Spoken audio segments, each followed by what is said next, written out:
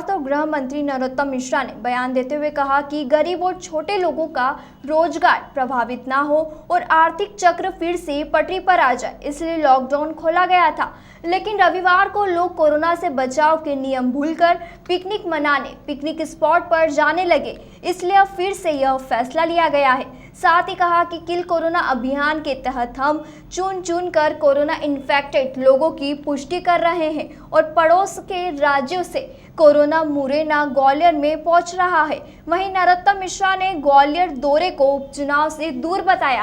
कहा, corona virus से लोगों को बचाए रखना यही पहली प्राथमिकता है। साथ ही कांग्रेस नेताओं महाकाल मंदिर पर जाने पर बोले कि शुद्धिकरण करने को पॉलिटिकल पखंड बताया। साथ ही कहा कि अगर कांग्रेसियों के जाने के बाद हम भी जाए तो क्या होगा।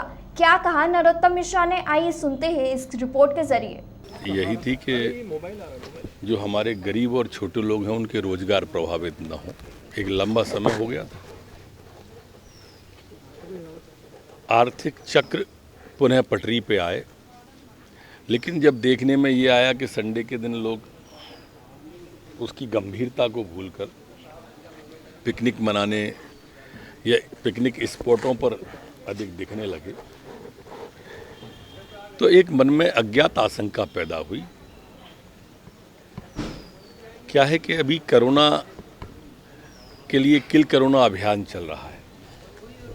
किल कोरोना अभियान में हम खोज के लोगों को निकाल रहे हैं। ये अभियान पूर्ण हो जाए तो फैलने का डर समाप्त होगा। पूरे देश में या पूरे विश्व में कोरोना अपने पैर पसार रहा है। हम मध्य प्रदेश को उससे बचाना चाहते हैं।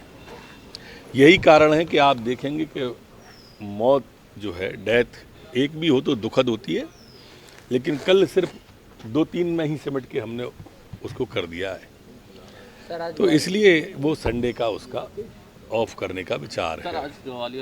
पड़ोस के राज्यों से जो कोरोना है, हम मध्य प्रदेश में भले किल कोरोना अभियान चला लें, लेकिन चूंकि अनलॉक प्रारंभ है तो पड़ोस के राज्यों से, जैसे धौलपुर या दिल्ली की सीमा से लगा हुआ हमारा इलाका मुरैना ग्वालियर, यहाँ पर जो व्यापार की दृष्टि से व्यापारी आते हैं, उससे उसकी कोरोना बढ़ रहा है। माननीय मुख्यमंत्री जी स्वयं इसकी चिंता करते हैं। आप देखते हैं वो स्वयं मॉनिटर करते हैं, तो वो स्वयं ही अब सीधा मैदान में जा रहे हैं, फील्ड में जा रहे हैं और स्वयं समीक्षा करेंगे और अस्पताल का निरीक्षण भी करेंगे, लोगों से मिलेंगे भी और अपनी बात भी लोगों तक पहुंचाने की कोशिश करेंगे। द्वार का शुद्धिकरण करेंगे। पॉलिटिकल पाखंड है ये। ईश्वर के पास तो संत भी जाते हैं, शैतान भी जाते हैं।